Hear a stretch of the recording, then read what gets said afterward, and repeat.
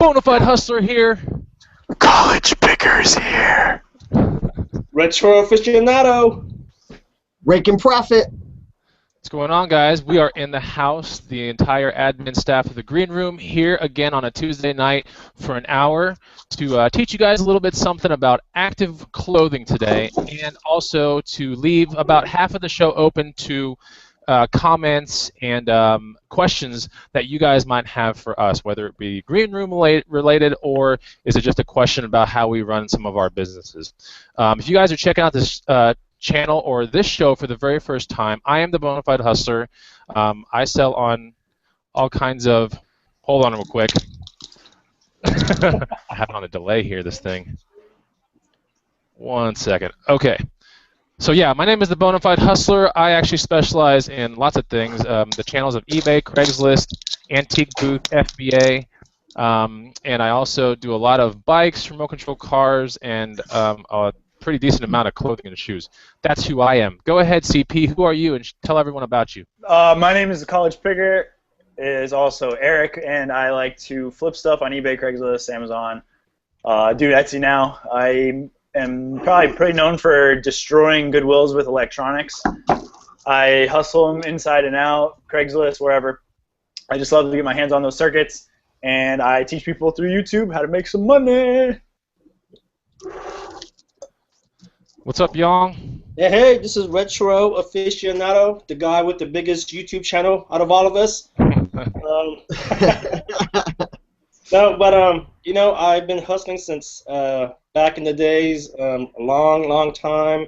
Don't really have a niche. Pretty much flip anything that I can find. But lately, it's been board games, it seems like. But yeah, I pretty much do it all. Anything with a barcode. Yeah. Rakin, what's up? What's happening, everybody? My name's Steve with Raking Profit. I have a YouTube channel. I sell clothes, bikes. I sell on Amazon, FBA, Craigslist. Pretty much anything that you could sell and make a profit, I'm going to try to buy and sell it. So, I mean, real excited for another episode of the Green Room Hangout. Real excited to talk about clothing because I know a little bit about clothes. I've sold a few in the past. I'm being sarcastic. But, yeah, ready to get into it, everybody. Thanks for watching. You want to do a drop on your product real quick? Don't you have a product that is for purchase that is a really good tool for people? And Go ahead and tell people about it. Not related to clothing at all. Yeah, I guess we'll put in a little plug right now. But yeah, I released a clothing guide. It's called 101 Killer Clothing Brands, and I mean, it's got a lot of information. It's going to talk about certain brands that I like to buy and sell, like proven brands that sell for a good profit. I talk about what they sell for. I show a picture of the tag, which you know is really important, especially if you're new. I mean, it's overwhelming. But yeah, a lot of good information in there. So definitely, you know, check that out. You can go to my channel, Raking Profit, and find it over there. But yeah, thanks for the opportunity to plug it, Chris. You got it, man. You got it. And I'm glad you did 101 because if it was just 100 clothing brands, I don't know, man. Yeah. One more brand, and that's what did it, man. That's the killer right there. The 101th brand, that's the killer brand right there. So you got to read through the whole thing. It's all alphabetized. I'm actually going to be making a video pretty soon about your little guide, so be looking for that. I'll just kind of give my 2 cents about it and how I use it and how I think it's a valuable tool. But we'll just put it at that. It's a very valuable tool, and every one of you guys out there that is watching this right now ought to get it. Just trust me. But if you want a spin on it from a different source, you can check out College Pickers' review on Rakin's guide, and my review should be coming out tomorrow. That should be kind of fun as well. Okay, so this is the Green Room Hangout. I think we got some people. We got some people in the room that are commenting away. But before we get into what we want to talk about, we always like to do a sound check so you guys can hear us. There's a little bit of delay into the comment feed, so why don't you guys let us know if you can hear us loud and clear? College Picker, talk a little bit. Ray can talk a little bit. Young, talk a little bit. Let's make sure that they can hear us. Can you guys hear me? I got a new mic, and I'm at my brother's house, so hopefully everything's good here. I can hear you fine. Because I can hear all my peeps fine. I want to make sure that everyone out there in YouTube land that's watching us right now, taking a valuable hour out of their time to watch this show, can actually hear us. Because that would suck to go a whole hour with some sort of, you know, glitch or something's not working right. So we got to make sure that there's anything to work on that needs to be addressed. We do it right now so you guys can have actually a productive show and we don't waste your time. So I'm going to go into the comment feed right now, and while we're doing the sound check, I'm going to go ahead and just kind of shout out some people's names, and you guys can help too if you see some people that you know in there. I see Mass Pickers. I think we all know about Mass Pickers, especially you, College Picker, right? You know about the Mass Picker people? I mean, you're like still. You're not even moving, bro, in my screen. It looks like he's frozen. I don't know. Maybe he dropped out. Hey, can you hear me, CP? Did I just freeze up? I thought you guys froze up. No, I think you. That was you, man. Yeah, it's definitely you. Okay. Anyway. I guess it's me freezing up. We got Mass Pickers in the house. You know Mass Pickers, right? Yeah. Those are the Guitar Hero guys from Mass. Yep. Donnie Cole. Good to see that Retro is feeling better today. Look at that, man. That's from last show. You had a cold, so yeah, that's man. Cool. That was a hot mess. Thank you. Shortcut Hustlers in the house. Jaden Loffman says, "What's up?" Michael Hill saying, "What's up?" First live hangout that he is actually in, and he also said, "Hey, Steve, your book is amazing." Hey, there you go. There you go. eDog1303, Brandon Page, Motley Who. And that looks like that's it. Let me refresh the thing real quick. Can you guys hear us? I want to make sure that you guys can hear us out there. I want to make sure people can hear us. Loud and clear. Donnie Cole says that. Jeff Barnes says, "Hey, you guys sound great." Jeff Barnes is actually in the green room right now. So if you guys want to get a 2 cents about someone in the green room and ask him, like, is it worth me joining that place? Ask Jeff Barnes. It's a really good place for people in YouTube land to get a fast way of talking to us because we're on that thing nearly every day, right? I mean, I know I've seen every one of you guys on that thing every single day answering questions and stuff. So it gives us a way to connect better with the YouTubers, but more importantly, it's an avenue that we use strictly to drop our really good insights and tips, bolos, all kinds of stuff to look for. We put posts nearly every day or every other day there, but we're spending a lot of time actually helping the people in there with various issues that they might have, whether it be listing, what avenues to pick, do you do an auction or buy it now, do you, why FBA, why not FBA, what do you think this will sell for, how should I list it? There's so many things that people have been putting in the green room that we've been helping them with, right, Steve? Yeah, and I got to shout out Jeff Barnes because he posted up a few items that he picked up at the thrift store. And he had an item that I've actually been looking for a while, and it was the board game by Robert Kiyosaki, Cash Flow. And yeah, he hooked me up with a good deal, and it came in the mail, and I'm excited to play that game. So thank you, Jeff. I appreciate that. Look at that. And even Motley Who said, "Got your book as well, Steven," and he says, "Killer book, no pun intended." And it looks like the audio is all good. I'm pretty sure. Okay. You guys can still hear me, right? It's like still chopping in and out. I can hear you. Yeah, we can hear you. Okay. Right, cool. So one of the things we're going to talk about today, we're going to talk about active clothing, and it's one of those things. We yesterday we were talking on our conference call, going like, what's something of value that we can talk to the people about on YouTube land, and to show a little bit more worth for being here for an hour, and to show you kind of the caliber of stuff that's found in the green room. So the green room, by the way, paid subscription-based Facebook group. If you want to join, $100 a year, and we'll put the link down below. It's in almost every one of our videos, but you can check that out. It's like I said, paid exclusive Facebook group, and there's a lot of amazing shortcuts and good stuff in there, as well as communication between all of us. So a lot of fun. But we're going to talk about active clothing and give our 2 cents about that. And each one of us is going to take a specific part of active clothing that we've done very well at and very well on, and discuss the things that we look for in that particular genre of active clothing. So I'll start, and then after me will be Rakin, followed by College Picker, and followed by Yong, who is Retro Aficionado. I'm going to talk about bike jerseys and fleeces. I hustle a lot of outdoor wear, coming down from the clothes, the top part, the torso kind of clothes, shirts, jackets, whatever, down to the bottom parts, pants, shorts, whatever, down to the shoes, and I just do all of that kind of stuff. But I really want to talk about today, Buzz, bike jerseys and fleeces, because these are two things that I think people out there might need a little bit more clarification on what to look for. So I'm going to discuss two things, two bike jerseys or two types of bike jerseys that I look for, and then two brands of fleeces that I look for as well. And in the bike jerseys, that these things are used primarily for cycling. Bike jerseys are not like motorcycling, not Harley Davidson kind of stuff, but bicycling jerseys. They're the kind of skin tight jerseys that people put on themselves to be a little bit more aerodynamic, and they have pockets in the back so you can stow away like your patch tube kit, your water bottle, and all that stuff, and then when the wind cuts through and past your body, it kind of just goes around your body, and it doesn't cause drag on your bike. So there's a lot of those things that you'll see in thrift stores, and you'll see these little jerseys with pockets in the back, and that's what those things are. You typically have 3 pockets in the back on a bike jersey, but you don't just go around buying any bike jerseys. So if you want to make money on bike jerseys, the main thing you want to look for is a pretty decent brand. So the 2 brands I'm going to discuss today, and I'll give you a third one, why not? But the first 2 that are really good, one is Giordana, Giordana, and then the other one is Castelli. Giordana has kind of like a dude shooting an arrow as the actual logo, and then Castelli is a scorpion as a logo. Both are really well-made jerseys. Bike jerseys, the way you sell them is you take a look at them. You take a look if it has a 3/4 zipper, a zipper that goes nearly all the way down, but it stops like right around the belly button. That's a 3/4. Sometimes they'll have 1/4 zipper where it only goes down 1/4, and sometimes they'll have full zippers. I like to pop on those 2 brands in both, any kind of zipper configuration, as well as short sleeve and long sleeve configuration as well. What I try to stay away from is when let's say a benefit walk or a cure for cancer ride or a ride for AIDS, kind of ride comes along and it stamps those jerseys with a bunch of sponsors and stuff like that, like local sponsors from whatever town that you find this thing in. I like to stay away from those jerseys.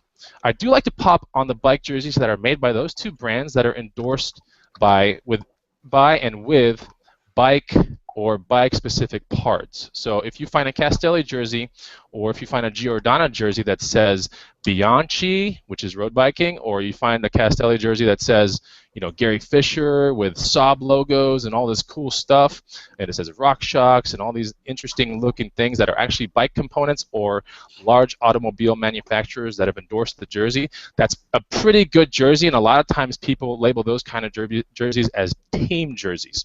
So you want to be looking for those, but stay away from the jerseys that have things that say like Brain and Spine Center, and it might say a sandwich shop locally in your town, and then it says some running company in your town, and then some bank. Stay away from those. There's really no resale on those.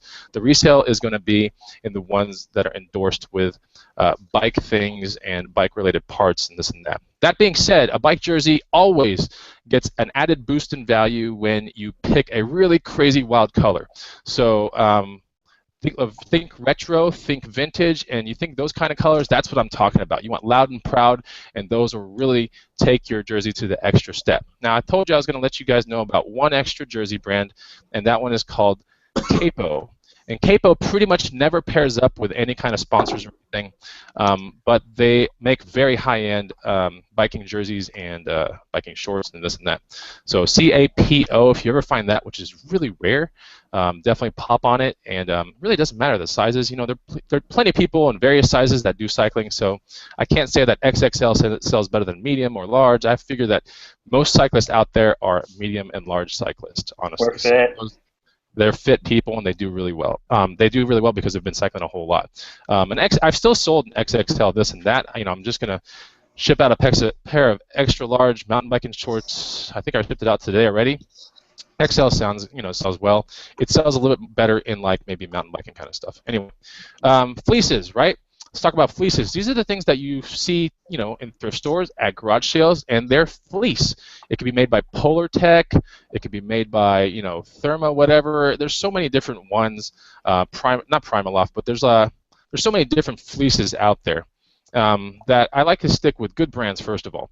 And a good brand on a fleece, for sure, is going to be Patagonia. You find a Patagonia fleece, you're talking decent money right there. A lot of times when you go to a garage sale, you can find a Patagonia fleece, here and there, about $1 or $2. Throw that thing right on eBay. You can do a flat rate padded kind of envelope thing, and it'll sell for about $40 all the way up. I mean, honestly, every single time. So that's an easy thing to look for. It doesn't matter if it's a full zip, quarter zip. They don't make 3/4 zips in fleeces, but they make quarter zips and they make full zips. Uh-oh. Okay, depending. Can you hear me? We're losing you a Are we little. good? All right. Let me know if I'm good. Am I good? We lost you at a quarter zip fleece. Okay. So if this fleece has a quarter zip or a full zip, it really doesn't matter. What you want to know is like the difference between a male and a female fleece. And the male fleeces, if you're a male guy, take a look at your zipper on your jackets, and it's going to be one direction versus another. I think the zipper is on the left side on a male, right? Am I right? Left side on a male, right side on the female. Right. Say again. I think the zipper's on the right side. Yeah. Or if you're looking at the actual garment, the zipper's on the left, right? Yeah, if you're looking at it, yeah. I'm thinking of wearing it. If you're wearing it, it's gonna the actual piece that I guess you would say the female part of the zipper is on the right side, which is actually making it even more confusing. Okay, so what's funny is this actually came up in the green room the other day. I know, and that's why I'm going to clarify it right now. If you are a guy and you're looking down at your actual fleece and you have it on, your zipper is going to be on the right side. Okay. When it's unzipped. Female, that's when it's unzipped. And if you're a female and you have your fleece on, the zipper is going to be on the left side. Just so unless it's a European. I did have a Ferrari jacket where it's on the left side. European, male or female, it's on the left side. So. Those Europeans always messing up stuff. Weird sizes, female things. So yeah, when it comes to the fleeces, you want to look for Patagonia. You can find fleece, actual jacket fleeces, and you can find fleece vests like this one right here. This is a Patagonia. I hardly wear this thing. I don't even really know why I kept it, but I spent $3 on it. It's a Patagonia Cinchilla. You'll find a lot of Cinchilla kind of stuff out there. That's just like their model or type of fleece, I guess, what they call it. This is a large and very good condition. I mean, this has resale of about $40 to $50 all day. These little Cinchilla vests. When you're dealing with actual full-bodied fleeces, like I said, Patagonia is real good. They have different, names for their jackets. Now, when you have another brand like North Face, for example, and this is a big one that a lot of us see out there, I like to pop on the North Face Denali's only. So Denali's are kind of like this. They have two buttons. I mean, they have two pockets right here, and then they have this like cross pocket right about there. And then after that, there's a logo here, and I think on the back side right there. That's pretty much it. They do make the Denali fleeces in two weights. There's a heavy one and a non-heavy one. It really doesn't matter because they both have really good resale. But yeah, when you pick these fleeces and everything, I mean, pick them for around $5 and below, and try to sell them for about $40 and up. If it's not a Denali North Face fleece that you're dealing with, you're going to be selling it for about $30 because North Face has such an there's so many North Face fleeces out there. I mean, it's so widespread around the country that the Denalis are really the ones that were expensive to begin with, and the resale prices are still about $60 and up or $50 and up almost every single time. So you probably want to look for more Denali kind of North Face fleeces. That does my segment real quick, and I'll hand it over to Rakin. Man, I would have thought if I didn't know any better, you were the clothing guru over here. You got man, I'll tell you right off the bat, when it comes to making money with clothing, I mean, I don't know all the ins and outs of the clothes. Like, what I really know how to do is, I know how to buy them cheap. I know how to research them and sell them. So, I mean, when it comes to me, like buying certain items, I'll look them up on the completed listings. And, after you sell them a while, you kind of get the hang of, what quality is and what it's going to sell for. But with that being said, I'm going to talk about some active wear. I'm going to start off with, like, outdoor pants. And that could be, like hiking pants or running pants or stuff of that nature. So I'm going to talk about, I'm going to pick a few brands out and talk about a few brands that, like, I really like to buy and sell. And actually, this first brand it's like the pair of pants that I love to wear. And we were talking about it yesterday in our conference call, and we were all kind of rambling on about, how high quality this brand actually is. And the brand is Cool. Am I pronouncing it right, Chris? Yeah, it's Cool. K-U-H-L. Cool. Yeah. Yeah. K-U-H-L. And it actually has what are those two little dots that are above the U? What is that called? They're called two little dots above the U. No, there's a grammatical name for it. I'm sure the college picker knows. I'll look it up right now. It's on. All right, what's it called? I was just being a smartass, but go ahead. But I mean, I just found out about that brand probably about, I don't know, 4 or 5 months ago, and I mean, ever since I learned about it, anytime I find that brand, I mean, it just sells quick and it sells for really good profits. And I mean, one of the things you want to look out for, and we were talking about it yesterday, was the stitching on the Cool pants. I mean, it's really high quality, and right when you feel this item, you could just tell that it's going to put money in your pocket. It just feels really, really, really nice, really, really, full of just attention to detail. And the Cool pants, they usually sell for, I've sold them anywhere between $25 up to $55, depending on the condition. Even if they have a little bit of wear on it, even if it has like a rip in it here or there, I mean, they're still going to sell. Just make sure to take plenty of pictures and disclose if there's any issues with it. But cool, I mean, really, really, really, really high-end brand, and it's one of my favorite things to be on the lookout for. But I think that a lot of people know about them because I don't really seem to see them too often. And sometimes they're priced high. Other times it seems like the thrift stores don't really know about them. So I think it is kind of under the radar, depending on what thrift store you go to. But definitely a really good opportunity with that brand. Another brand, but Chris already mentioned it, Patagonia. I mean, Patagonia, it doesn't matter what you find for the pants. I mean, Patagonia is a brand, you just buy it. You don't ask any questions. If it's $5 or less, you buy it. And especially, I'm going to touch on the fleeces that you were talking about, especially like the Aztec design ones and the ones with the crazy patterns. I mean, those things are like gold. Check the completed listings. They could go up to $200 a pop on those things. And the second brand I want to talk to with the outdoor pants that I really like to buy is REI. And you're going to notice a lot of these pants, they've got a lot of zippers, they got a lot of things going on with them. They're just really high quality pants, and again, they're sought after. So definitely there you go. What is it called? I know you looked it up. It's an umlaut. It's from the Germanic descent. Looks like a smiley face. No, it's an umlaut. Umlaut, I think is how you pronounce it. And with the brand REI, I mean, you could buy that. They have like the vintage shirts and the nylon shirts. They do really well. Sometimes they're vented. A lot of times they'll have like double front pockets on them, made out of Velcro. Just a great brand. So definitely be on the lookout for cool Patagonia and REI for the outdoor pants. I mean, certain items, I mean, do a lot better if it's like a bigger size or a nice color or design. But with those brands right there, just pick them up. Don't even ask any questions. Just buy them if they're less than $5 because they're usually going to sell over 20 easily. Now, Steve, you and I were talking about yesterday that you own a pair of cool pants, as do I. Yeah. Do you like them? I mean, they're good, right? Yeah, I love them. Like, ever since you know how it is. Like, if you buy things at the thrift store, sometimes you keep them and you try them out and sell them down the road. And I was actually wearing these for a few days, and I'm like, man, I'm not giving these things up. They're so comfortable. Yeah, they build them that way. They build them that way with triple stitching, and they build them that way to where you can actually step up on ledges. These pants are actually built for mountaineering and hard work outside and stuff like that. So they've taken into account the human body and how it actually pivots and flexes as it tries to ascend something, and they build that into their stitching. So that's why it feels so good, because you don't feel constrained ever in these pants. But they don't look like MC Hammer pants either. They look like normal pants. Exactly. But they're just not like, they feel incredible. So I have my pair of cool pants. I wear them a lot, but it also is pretty hot here in Austin now, so I don't wear pants that much. But yeah, go ahead. And we were talking about last night. If you got a beer belly or you're eating too much food, instead of like the traditional button with the pants and the buttoning in, it actually has like a snap.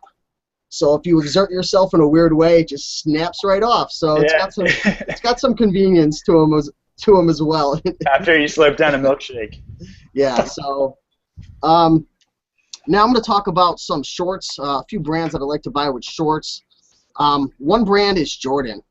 And I don't really hear a lot of people talking about the brand Jordan, but Jordan's a killer brand. Like, seriously, like the jerseys, the pants, the nylon stuff, especially if it has like an embroidery on it or it's like weird colors. Those seem to do really, really well. And the bigger sizes too. Like the bigger sizes, like even the ones that are really long, there's a really big market for it. And they're hard to come across at the retail stores. So Jordan's a brand that just another brand. You don't ask questions, you just buy it. And a lot of times, like if you go to like the Salvation Armies or even the Goodwill, sometimes you can get them for $1 to $2 and sell them upwards to 30. And again, if it's like a bigger size or a really vibrant color, or it has an embroidery on it, I mean 50 plus sometimes. So definitely a brand to be on the lookout for.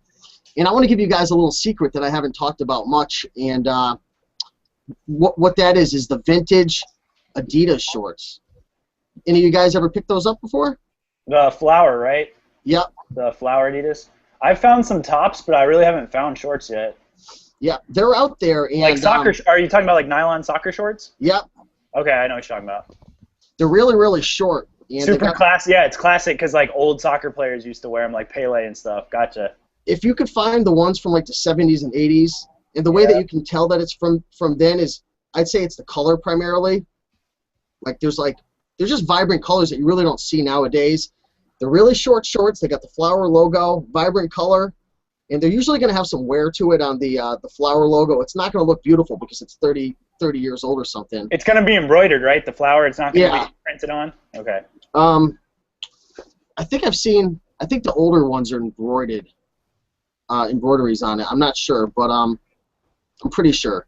But check the completed listings on those. I mean, huge profits on that. Hard to come across, but just one of those things that you put in your memory banks, and when you're out and about, you're flipping through the shorts, you're scooping up your Patagonias, your REIs, your Under Armours and whatnot. You find those vintage Adidas. I'm telling you, quick sale, really good profit. So, Steve, you think the shorts could be spiking because it's a World Cup year? I mean, you never know, but it definitely doesn't hurt, I'd say. Personally, it sounds like you're talking about Daisy Dukes, man. I'm a little offended. They are short, though. No, they are short. I know what they're talking about. They're super short soccer shirt. I know, yeah. Yeah, so who's next? I pretty much gave my 2 cents on that matter. College Picker is next. All right, I'm going to talk to you guys about some padded bike shorts, bibs, Trysuits, those kind of things. The way you can tell these are bike shorts in general, Chris is going to show you. He's going to hold it up. It's got this entire pad. Yo, check it out. You see that? It looks like some... That's the inside of it, not the outside. That's the inside. From the outside, you're just going to see like maybe a heart-shaped sewing pattern where it looks like possibly like a butt, where this is going to pad the space between your body and the seat, because bike seats are super uncomfortable. They're designed to be light, they're designed to be hard, and they're designed to be aerodynamic, and they're not comfortable for people that are on them for hours and hours on end, so you have to wear something close to your body to accommodate that uncomfort. So you have these padded shorts that are going to protect your prostate. They're going to, for females, it's going to protect whatever nerves they have down there, and it just makes riding the bike a lot more comfortable. And these shorts, you can tell by flipping them inside out, it's going to have a thing like Chris showed you. And your basic bike shorts are just going to look like shorts that cut off at the waist and go down to maybe like mid-thigh with that pad on it. Some of the same brands that Chris was talking about, Castelli, Tier is one of them. REI actually makes it. Segoy, Canari, Giordana. Is that pronounced right? Giordana? I just call it Giordana, and for the most part, they'll probably find black ones, right? Yeah, most than any other color is mostly black. Yeah, they'll be black, and they'll just look kind of like yoga. You might think they're yoga pants or yoga shorts or something, but they kind of compress. They compress to your body. They're skin tight. There's elastic where the waist is, and there's elastic where the legs are, so it's gonna stay tight to you like everywhere. But the basic bike shorts sell pretty decent if you can get them for cheap, or if you can get them in really good shape. When I get them, always look on the inside of the pant leg. There's normally like a kind of like a gel material or some sort of like synthetic. I'll show it. Yeah, here it is. You know what I'm talking about, right? It's this right here. Yeah. So you don't want that to be like totally cracked or nasty. You want it to be. It should be nice. Like if you run your finger through it, your finger should have resistance. Like it should feel kind of sticky and weird. But this basically, the reason why it's here, this is the leg, is to make sure that it doesn't ride up your leg while you're riding, because your legs are always doing this when you're in the cycling position. You know, you're going around with the pedals, and your legs are going up and down, and they don't want these things to ride up. By the time you get off your bike, you don't want it to be at, you know what I'm saying, like all the way up to your. So check that to make sure it's not like cracked and disgusting. Sometimes the band will be just like in 100 different pieces, and you don't want to buy that because it's one that's been super worn. Look at the tag on the imprint. The tag's not really going to be a tag. It's going to be kind of like a press on the lower back. Well, kind of like where your lower back or like a tramp stamp would be, where it's going to have the size and then the brand pressed in it, and it's going to be in text. So just look at that, see if it's like super cracked or if it looks super clean. Because the closer it looks to everything not being cracked, like the better shape it's going to be and the better it's going to sell. So those are just like basic bike shorts. You take cargo pants and you see that pad in there, that means those are mountain biking shorts. those still have good resale. Oakley makes them. The same companies. Chris, what are some other brands that make mountain biking shorts? Mountain biking shorts, the really good ones are going to be Fox. There's so many. Zion, is it Zion? I want to say. Pearl Izumi will make them. Yeah. I mean, they're going to be quality. Oh, no, it's called Zoic. Zoic. Zoic. I've never found Fox Zoic. Ranger shorts. God, there's so many. Kamenkal. There's so many. But are there bad brands of mountain biking shorts? Like, would you say? Dude, I thought I had a bad brand today. A Nash Bar, mountain biking short that Nash I picked. Bar's not horrible. No, it's not horrible, but if you look at the build quality versus like a Zoic or a Fox Ranger, for example, like it's just like you can totally tell. Which is a good point to make. When people find Nash Bar stuff, that's like a generic brand of bike stuff. If you ever find Nash Bar anything, it's like it's not bad, but it's not mid or high quality. It's affordable for people that don't want to spend that extra money on a different brand. Yeah, a good pair of mountain biking shorts, brand new, are going to cost $80 to $150. Yeah. I mean, and they're going to be in varying lengths. Some come down to like mid-thigh, some go to knee, and some go past knee to even go over your knee pads when you're going down, downhill and stuff like that. So there's some different styles out there. So those look like regular shorts, but they could be cargo shorts. They could be looking khaki. They could be camo, whatever. They could be black. They're just going to look like regular shorts, but it's going to have that pad on the crotch area, like right on your butt. And those are mountain biking shorts. Pick them up. If you can get them for cheap, pick them up. Bibs look like kind of like the bottom short, but there's a line that runs up kind of like a leotard. This is it right here. I'm so glad you have this. Yeah, it runs. It looks like something like a wrestler would wear. And there you go. That's a bib. I've picked those up at Salvation Army for $4.99. Sold them for $50. Just generic brand, no crazy colors, just like black and red. It might have been like a Castelli. I think it was a Castelli actually. And those can go between probably 40 to 75 or higher if you get certain brands or colors. Trysuits have a zip, either in the front, maybe in the back. You probably don't have a Trysuit on you, do you? I do not. No. Okay, but it's gonna basically cover your front more than a bib. Bib is like very minimalist. In the front, the Trysuit's gonna have that pad in the butt, and it's gonna cover pretty much up to your neck. And those can have all kinds of like logos, like Timex, Segoy, Shimano, Crank Brothers, whatever people are sponsored by for running, and it's for triathletes instead of just like cycling people. You'd say bibs are more for cycling, right? Just people doing like time trials and stuff? Yeah, bibs are for road riding and time trials and triathlon type training. So I wear bibs and I even mountain bike with them because basically a bib it's there so you don't get any it's kind of hard to explain, but it really keeps the shorts in place a little better. It keeps the shorts in place completely, and it puts a barrier between your shirt and the bib to where it can slide up and down real good. Like if you're pumping up up a hill, like you see the Tour de France people, they get off their seat and they start going like this up the hills. It's for that kind of application too. So like less friction, so you can just ride better. Okay, so that could be why you'd wear a bib. But Trysuits is like a bib, but with a lot more material up here. Right. Is a Trysuit, but you can find these Trysuits. I found Trysuits garage sailing when I was in Spokane with the Spokane Pickers. I made a killer haul from an ex triathlete. She was retired and getting rid of all her stuff. I got thousands of dollars worth of stuff, brand new with tags, used. Dude, that was a ridiculous video, man. That was crazy. I've never seen anything like that before. Which one? The video where you showed, wasn't it a video that I showed it? It was a picture on Facebook. Okay, that's what it was. It was amazing, though. Yeah, it had pictures of the Trysuit. I've already sold 2 of those Trysuits for over $100, and It's not even the season, and it's not the season anymore. When I was in Spokane, it was getting towards end of summer, starting winter, and I still knocked off, I think, 2 or 3 of the Trysuits for $100 a pop. I still have a skin suit, which I wanted to talk about, which also has a pad by the crotch, but it's like skin tight and it looks like a wetsuit, but it's so much thinner. It's like a 1 millimeter super tight suit that you wear during your swim part of your triathlon. I think you take that off after the swim and then you're done with the skin suit. keeps you very streamlined, like a dolphin. Like Yeah, it keeps you everything. Absolute minimum resistance. It probably keep you warm a little bit, just because it's keeping your body heat in. So if you're kind of in the cold or whatever, but a skin suit, it's a skin suit. I don't know how else to explain it. It's like it's gonna cover you all the way pretty much to your wrists. It's gonna cover you all the way pretty much to your ankles.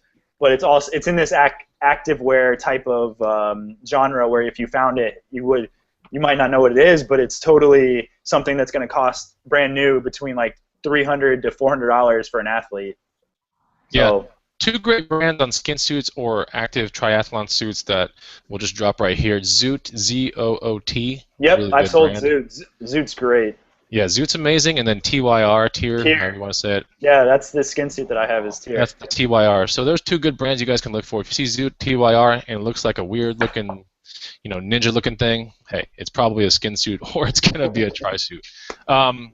Okay, we'll go to Young real quick. I want to have a little bit of time to answer questions. So Young. Yeah, I'll make this real quick because I do want to get to comments and questions. But two things I want to share.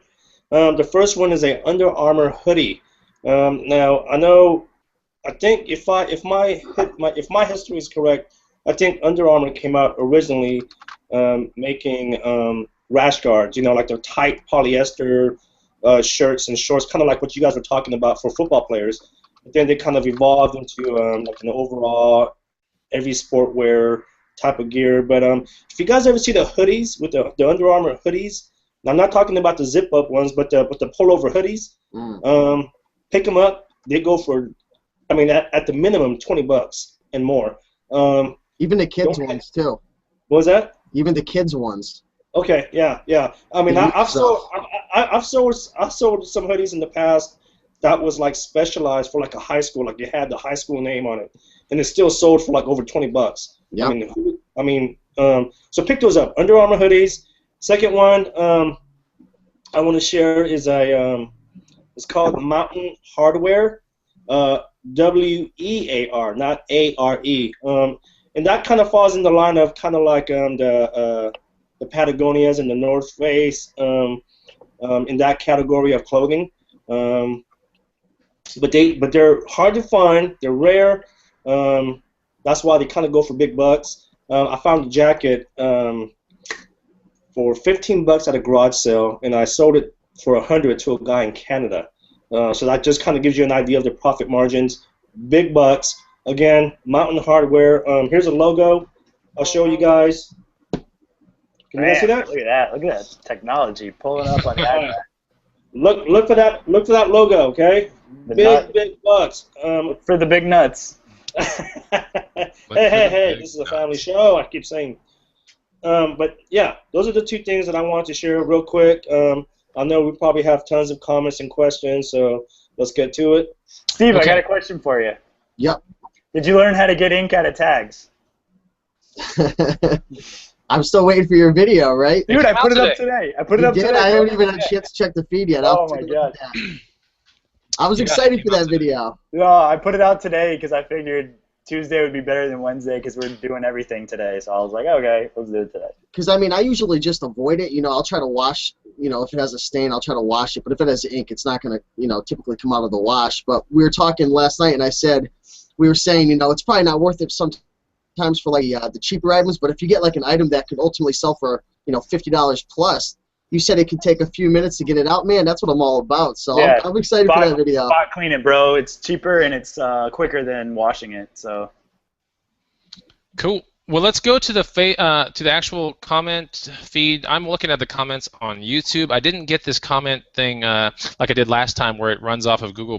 So I'm looking strictly on YouTube right now for comments. If you guys have a question or a comment or question about the green room maybe, go ahead and shoot it this way on YouTube. Just find the video and just click below and comment real quick and we'll see it.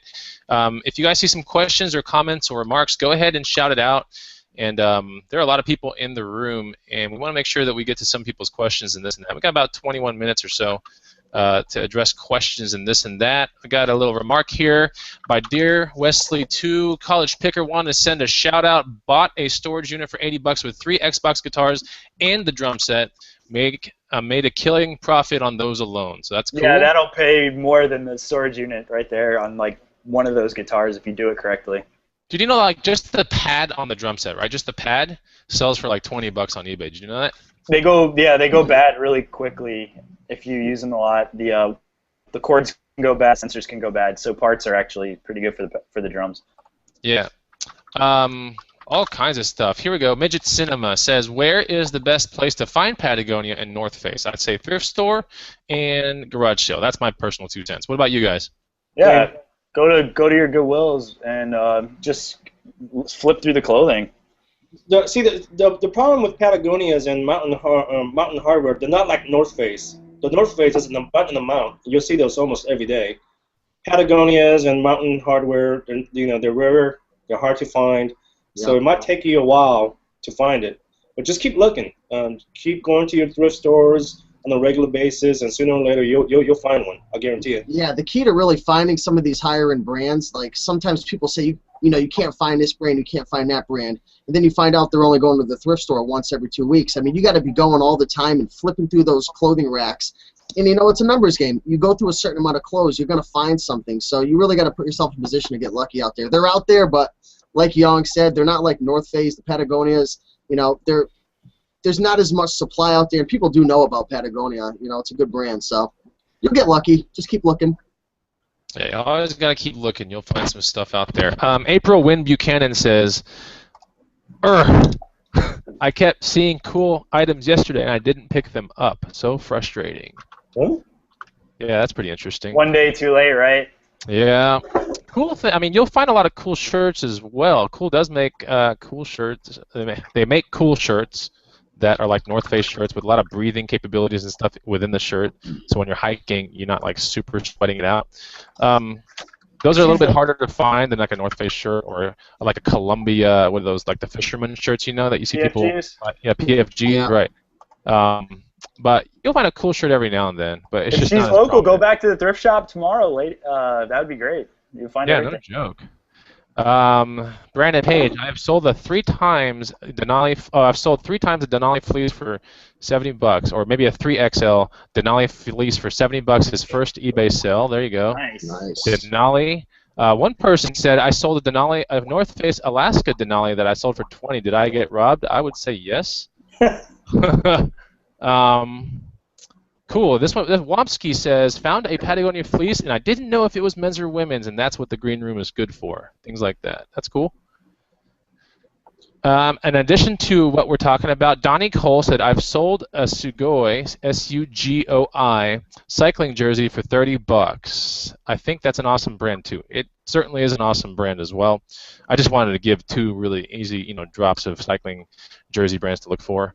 And so that's why there's so many more, obviously, but those are the 2 really good ones to look for. Sugoi is really good as well. Brandon Page says, I found a CCM Anaheim Mighty Ducks jersey, tag copyright 1983. Do I have anything good here? Yes, that is that is the cream of the crop for hockey jerseys. The Ducks stuff is so hard to find. Oh my gosh, that's some of the most wanted stuff.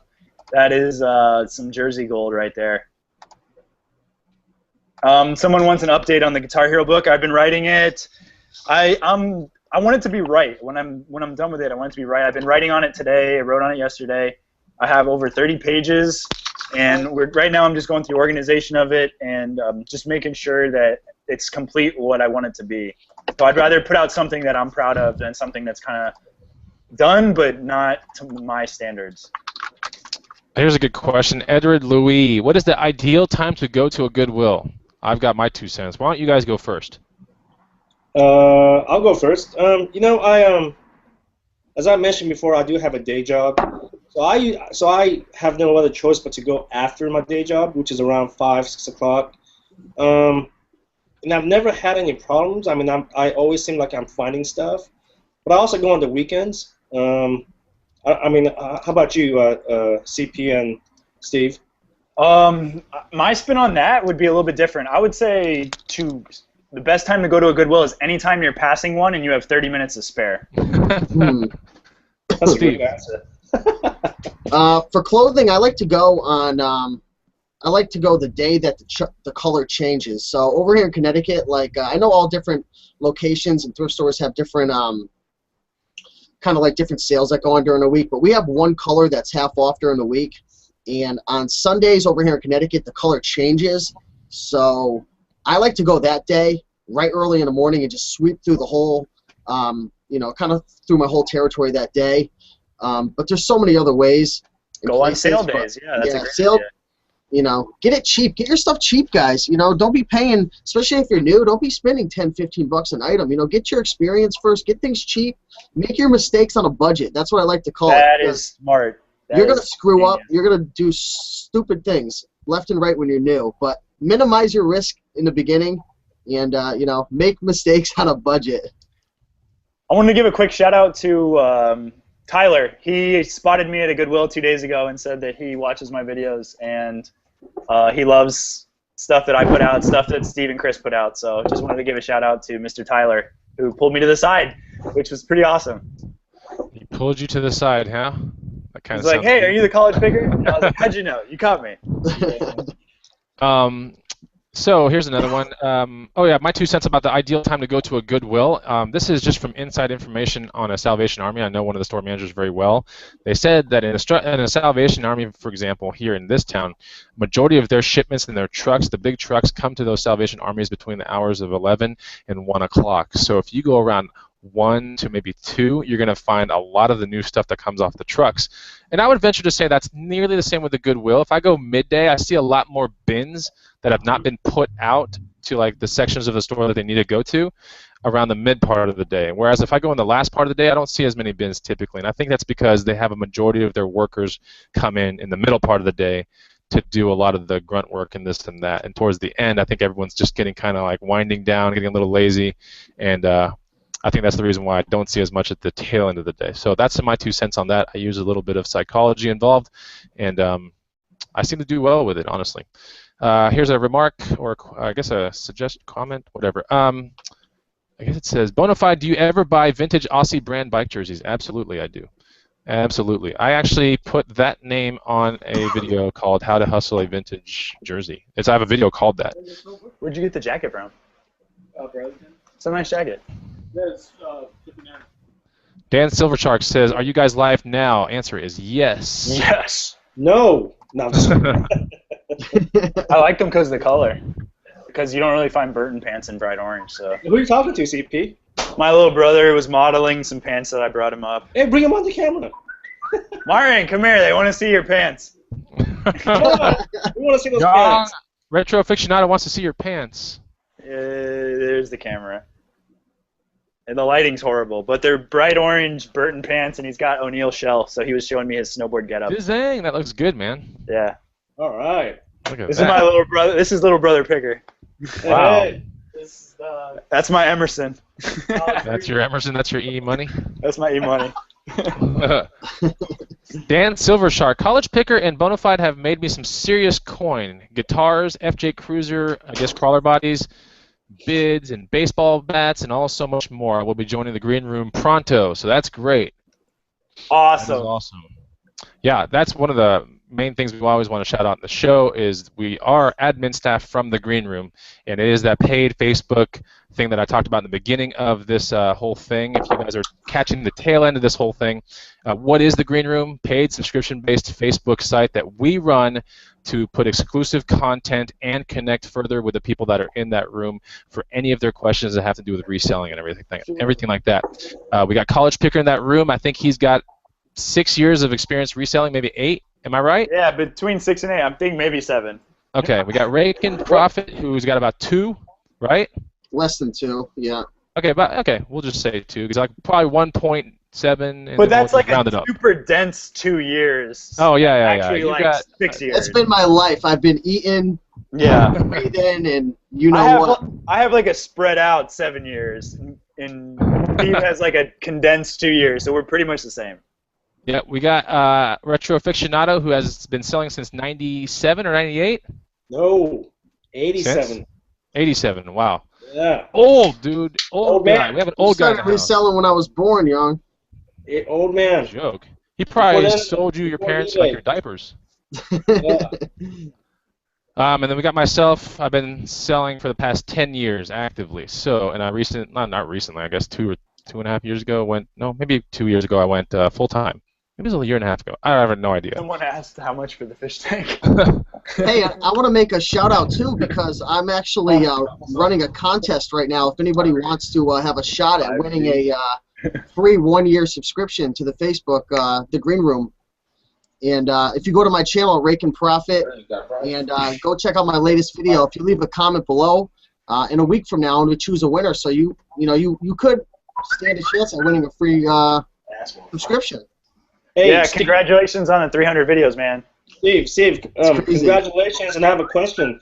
Can we pick the winner next week on the live show? That would be a cool idea. Yeah, huh? We should do that. Yeah, let's do that. All right, that's what we're going to do. Okay, all right, cool. So you heard it here, guys. If you go subscribe to Rake and Profit's channel, first of all, and second of all, find the Green Room video, the contest video, which will be one of the top ones, and then enter that thing, and then we'll pick the winner next week. We'll have all the names maybe shredded up and into a glass or something. We'll figure it all out. Rake, and you're going to have to figure that out. I hate shredding up names and putting people's names on stuff, but, all in fun, Absolutely. All kinds of. Okay, so there's some interesting questions. Robert Hernandez, do you find yourself looking more often for new FBA products at garage sales and thrift shops? Opposed to used? Yeah, I guess as opposed to used, I would say yeah, absolutely. I don't like to send in used stuff to FBA. New in the box stuff rocks. Right. I mean, I just saw the used Keurig today, so used rocks. Okay. every once in a while, if you come across a product and you scan it and it has a really low rank and a good profit margin, go ahead and send it in, even if it's used. But I think, and I speak for most of us here on the panel, I think most of us like to ship in new products. But every once in a while, you find that that rare item that's worth a lot of money and very low in rank. Go ahead and send it in used. I'll tell you right now, one type of used item that sells extremely well in FBA, and if you guys have been selling this, you'll agree with me, video games. Oh, yeah. Used video games, PlayStation 2, Nintendo 64, I mean, anything. If it's a video game, send it out to FBA. Because if I ever write a comprehensive guide on electronics, there's going to be a pretty in-depth video game section, I'll tell you that. Because even when you say video game, there's tiers of video games, like sealed, there's complete, there's like, you know what I mean, mint. There's so many things that if you make a mistake, you're going to lose $25. You're going to lose $50 if you make a mistake. Yeah, could you get on that guide real quick, man? When is that going to be done? Tomorrow? Electronics, I haven't started the electronics one yet. The Guitar Hero one is like 80% done, and it's fine-tuning right now. It's fine-tuning. I've been working on it a lot. I'm in Indianapolis right now, just in case anybody is thrifting around the area and sees a crazy guy with a hat on, going through the clothing, looking for Patagonia. Do you think you could maybe get it done maybe the day after tomorrow then? I'm just kidding, oh my gosh, I'll try. I'm just kidding. If I could get a review on it today, I might do it for tomorrow. Palm Beach Pickers in the House says, entered about an hour ago to the Green Room contest. I'm hoping to get my second year of Green Room for free. So if you are an existing Green Room person in the Green Room right now, you can still enter Steve's contest, and you can get your second year of Green Room absolutely for free. That's right. And there's so much information in there, it's ridiculous, but you'll see. I'm going to comment right after the video. Say what? Oh, yeah, there you go. What? Okay. Here, let's all answer this one. This is going to be kind of cool. Benjamin McGowan says, the funniest things you guys have flipped, and we'll each take one item. So I'll let CP go first. College picker. I gotta think about this. The funniest thing I've ever flipped. Okay, got it. I got it. I sold it. I posted a baby. This isn't really flipping. I got when I moved into the house in Bradenton, there was a baby crib, right? And my roommate was like, dude, we're out of milk. So I took that baby crib, put it on Craigslist. We'll trade baby crib for milk, but it has to have at least a week left expiration date. And I ended up getting 2 gallons of milk, one whole milk, one 2% milk for free, traded for this baby crib that I've never had no reason to use. And that was a kind of crazy funny flip. So that's insane. And I sold it I flipped it in less than like 3 hours. So it was like immediate milk. Steve, you got something? Man, I don't know of anything funny I flipped. I have a funny story that came to mind, though. I was selling a bike on Craigslist, and it was a kid's bike, and you got to take the measurements It's correctly. live right now. Everyone can watch And it. the bike probably fit somebody who was maybe. On YouTube. It was a girl's bike. It fit someone who was probably like 10 to 12 years old. For milk. And the person. CP. Come on, CP. Focus, college picker. We can hear you. Sorry. I thought I held over the mic. Okay. You Go ahead, Steve. You're talking about this bike. Okay, go ahead. All right. Now that CP's done, I guess I'll get started again. So pretty much for milk. Pretty much, it was a bike that I was selling. It fit someone who was 10 to 12 years old, a girl. Like, it was pretty big for a kid's bike. And the person ended up driving like an hour over. Like, they spent like an hour driving to my house. And they thought that they read, I included all the measurements, the pictures and everything. And when the person gets out of the car, the little girl, their daughter was like 1 year old. It was like a 2-year-old kid, like trying to and they got there and they looked at the bike and they were like, where's the kid's bike? And I said, this is the kid's bike. You didn't read the measurements? And it was just hilarious because the bike was so huge. There was like a little 2-year-old kid, and they drove an hour all the way to my house. Was it like 24-inch wheels? Yeah, it was 24-inch wheels, but I mean, I don't know. It wasn't my fault. I provided all the information, but we just had a moment where we all looked at each other like, what the hell just happened? That's hilarious. Did they end up buying it? No, the girl was like 2 feet tall. Yeah, but she's gonna grow into it. It's like it was so sad because she walked away and she was so sad. I'm like, oh God, parents screwed up on this one. Damn you, Steve. My funniest thing that I've flipped, it's not something that's funny, but my very first Bob stroller that I actually let go of, I have a video about Bob strollers and how to hustle them, so check that out if you get a chance. But basically, these are strollers with swivel front wheels and like suspension. They're all badass looking. Anyway, this lady came over, and this is my first Bob stroller. I was like, I know this thing's gonna sell because I got it for like $30, and it's probably worth like $200. I think I sold it that day for probably about $200. But she came over, and she came over with a little kid who was like on her shoulder and everything, and she's like, oh my God, it's the perfect stroller. Where did you get it? And I had to make up some weird story. And then she goes, oh my God, this is gonna be so perfect. Show me how it fits. I remember this story. I think you did it on the guy spot. Oh yeah, show me how to strap the child in. And I was like, oh my God, what have I got myself into? So I strapped this kid in, and we cinch it down as much as possible because it has a 4-point harness kind of thing, so the kid cannot get out. But we cinched it down as much as possible, and there was this much room behind the baby that was just floating airspace. She's like, is that right? I'm like, honestly, I don't know. And she's like, let me just go jog down the street real quick and see if this is okay. And she jogged down the street, and she came back, and the baby was still fine, smiling. She's like, ooh, I like it. She goes, I'll probably just put a pillow in the back, and it'll be perfect. And I'm like, it sounds good to me. I think it's gonna work, And she bought the thing, but I was like, oh my gosh, talk about super uncomfortable. I knew everything about that stroller down to where the wheels detach. Lawsuit. Didn't know anything about that one piece. I was like, well, But the thing is, when I see them around town, I see little kids in them and little tiny babies in them. So I'm like, when I saw this baby, I'm like, okay, I think it's gonna be just fine. That was the first one, and ever since then, people show up with their actual kids, and that's kind of cool. One kid that did, was staying in the minivan while the mom was like, hey, come out of the minivan real quick, come out of the minivan and come check out the stroller. This is going to be what I'm going to be pushing you around in. And the kid was standing in the minivan and had one of those buttons to he kept pushing the door, the sliding door, of the side. And he kept pushing it. He's like, okay, whatever, I'll come out. That's cool. Whenever I'm done pushing this button. And it kept doing this. He's like, okay, now I'm ready to come out. And it was going like this. And he comes out. And it just sandwiches his arm right there in my driveway. And he starts screaming. Oh, dude. But those things, when they sandwich the arm, they come back pretty quickly. And he started crying. And they put him in the stroller, and he was like, I like the stroller, and that was it. So that was kind of frightening, dude. So that's oh yeah, Young, go ahead. You got anything to add to that? I don't have anything. The only thing that's kind of odd that I really flipped was a potato peeler. Wait, what was that? Wait, what? It's a potato peeler, but I guess it's from Germany or something. It was really unique. They don't even have it here in the States. But I found it at the Goodwill. I scanned it. I think I bought it for $2 and sold it for $50. It's a potato peeler for $50. Oh my gosh. Really? But yeah, yeah, I wonder if the guy that bought that looks at this thing and goes, "Man, I just blew $50 on this thing."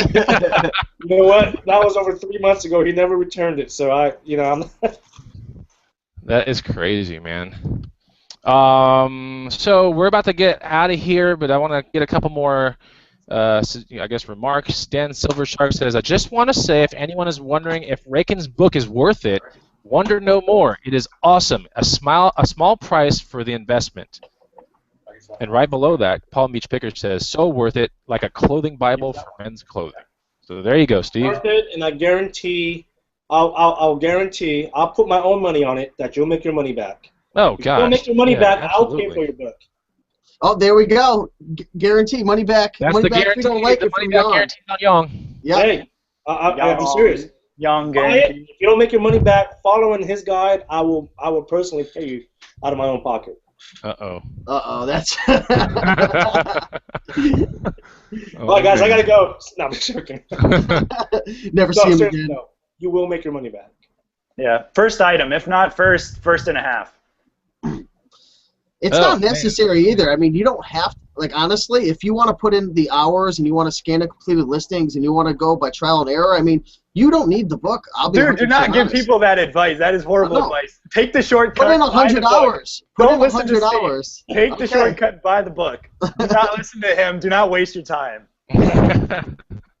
Well, here's the thing, guys. Right? I mean, we have the green room, and Steve's got the book, and I know CP, you're working on your book, and Bonafide, you're pretty close to releasing yours, and these are tools, right? These are shortcuts to help you guys succeed. It's not a get-rich scheme, okay? We never promised you that you guys are gonna make $1 million overnight. You're gonna have to work for it, but we're giving you shortcuts. We're Wait, teaching you how I to promised that in the book, though. Uh-huh. I said you're going to make $1 million selling clothing on eBay the first year. We're gonna get you rich. We're gonna get you rich today. Right. So, you guys are gonna have to work at it. I mean, these are just shortcuts that we're giving you, that we're providing you. Okay. We'll And- promise you will have fun with this hobby, though. Absolutely. Yeah, that's right. It's one of those things, like, if you want to work hard, you can work hard for somebody, or you can work hard for yourself. And when you work hard for yourself, you realize everything that you make, milk? you're accountable for. So you have to just look at it that way. What we're trying to show you is almost three of the four that you guys are seeing on the screen here are full-time pickers. And Yang still has a job, but within 2 years, he's probably going to leave it. So this becomes a very profitable hobby. I have my own personal reasons why I keep working. I mean, first of all, I have a really, really good job, and I have a really good relationship with my Health boss. benefits.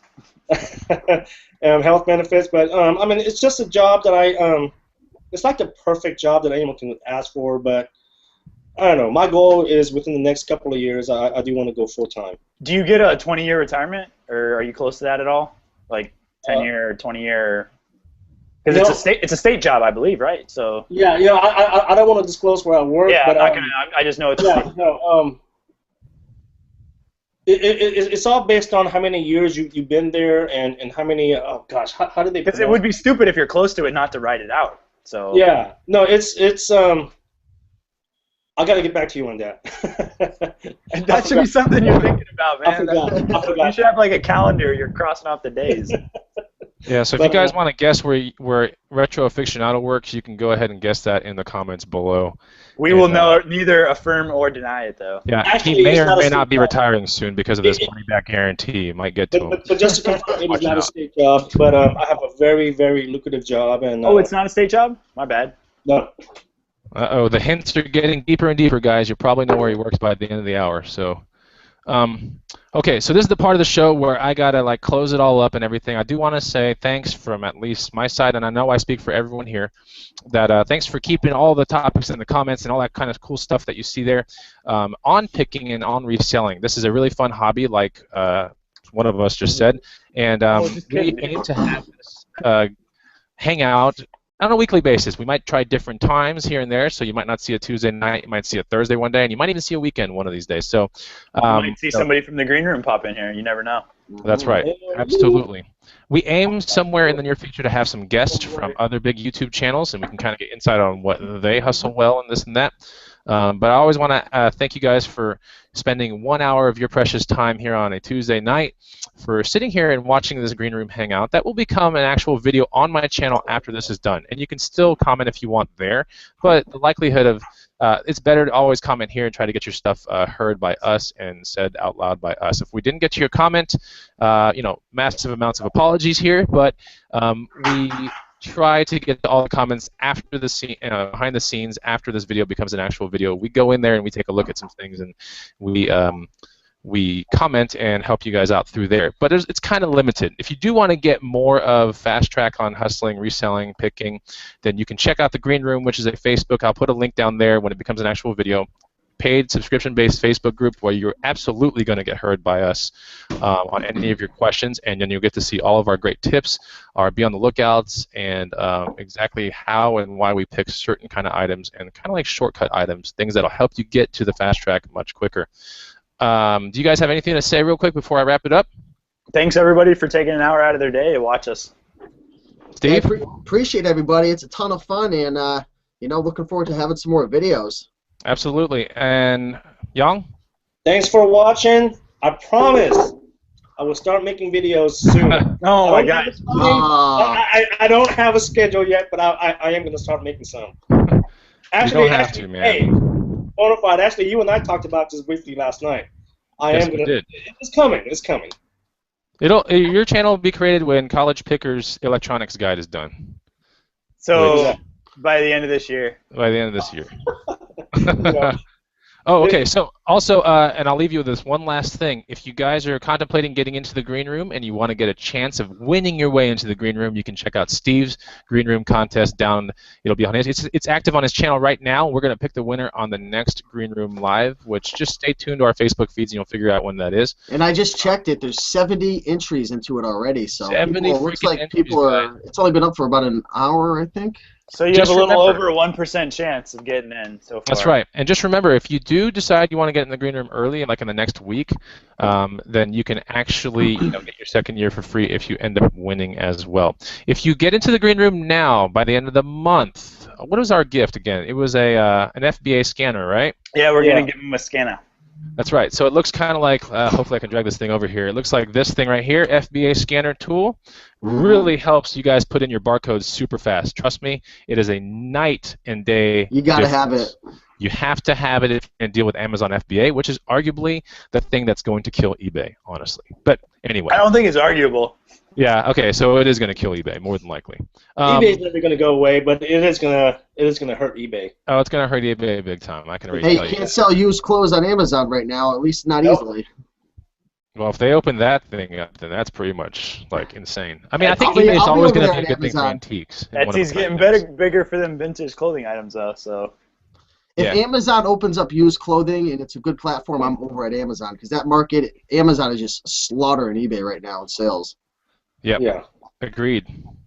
So yeah, and then in the meantime, in the next week, when we don't have a hangout, you can catch us in the Green Room, or you can see our latest and greatest YouTube videos. We're always going to make those for free for you guys, so check that out when they come out. And with that, thanks for spending the hour here, and thanks for keeping it super positive, and we'll talk to you guys soon.